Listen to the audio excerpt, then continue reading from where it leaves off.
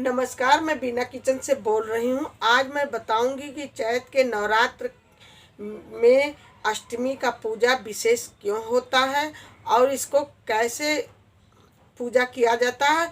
आज मैं इस सरल तरीके से बताऊंगी। चैत में जो नवरात्र है, अष्टमी के पूजा वाले दिन यदि आप 9 दिन का कलश रखें, ये तो बहुत ही अच्छी बात है। यदि नहीं रख पाए हैं तो अष्टमी को रात को कलश रखिए अष्टमी वाले दिन। और पूजा विशेष महत्व है अष्टमी का, क्योंकि जब हम कलश की स्थापना करते हैं अष्टमी वाले दिन तो उसमें लवंग, पान, सुपारी, पैसा कलश के अंदर डालना जरूरी होता है। उस कलश के अंदर तुलसी का पत्ता नहीं पड़ेगा, दूब नहीं पड़ेगा, क्योंकि एक बहन ने पूछा था क्या तुलसी का पत्ता कलश के अंदर डाल सकते हैं। तो कदापि आप तुलसी का पत्ता माता रानी अष्टमी पर नहीं चढ़ती है, न दुर्वा चढ़ता है। इस बात का विशेष करके ध्यान रखना है। कलश पर नई साड़ी चढ़ानी है और श्रृंगार का सामान चढ़ाना है और फल और हलवा पूड़ी और चने का प्रसाद ये सब बना करके माता रानी को भोग लगाना है। यहाँ तक कि पूरी रात खाना बनता है अष्टमी वाले दिन रात में, क्योंकि हमारी यहाँ अष्टमी पूजते हैं ना, तो सुबह माता की विदाई। दुर्गा सप्तशती का यदि पाठ हम पढ़ते हैं अष्टमी पर, यदि पूरा नहीं हुआ है तो हवन नहीं कर सकते हैं।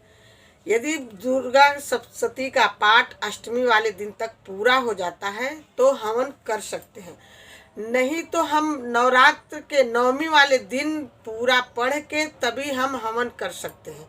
क्योंकि ये हमारा पाठ पूरा, दुर्गा सप्तशती का पाठ 9 दिन में पूरा खत्म करना होता है, क्योंकि 13 अध्याय है।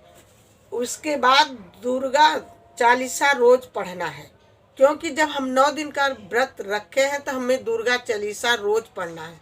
शाम को पढ़ना है, सुबह पढ़ना है, डेली।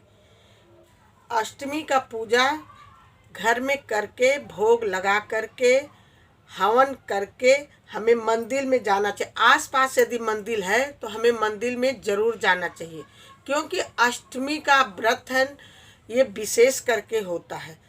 तब हम हवन करते हैं।